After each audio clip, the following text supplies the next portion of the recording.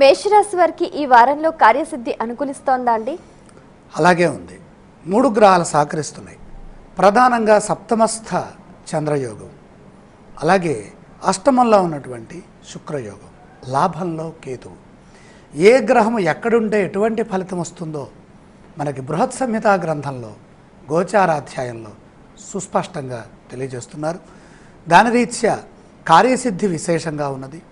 విశేషంగా ప్రయత్నం కూడా చేయాలి. కార్యసిద్ధి ఎంత ఉన్నదో గ్రహత్రయమే అనుకూలిస్తుందంటే గ్రహషట్కం వ్యతిరేకిస్తుంది. 6 గ్రహాలు వ్యతిరేకిస్తున్నాయి కాబట్టి ప్రయత్న బలం కూడా అలాగే చేయాలి. బాగా ఆలోచించి నిర్ణయం తీసుకోండి. ఒడిదుడుకులు కూడా ఉన్నాయి. కారణం అష్టమస్థ శని యోగం కూడా ఉన్నది. ఆర్థికంగా అంత అనుకూలం కాదు.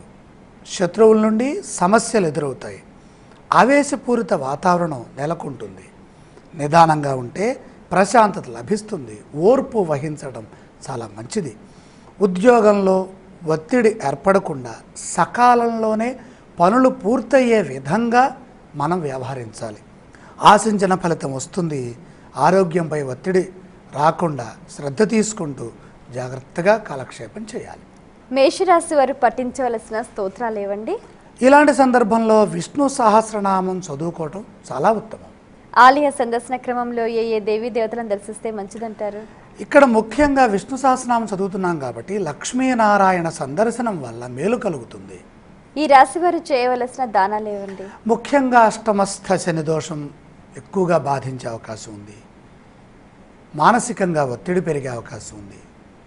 అలాగే ఆర్థిక సమస్యలు కూడా తలెత్తే సూచనలు ఉన్నాయి.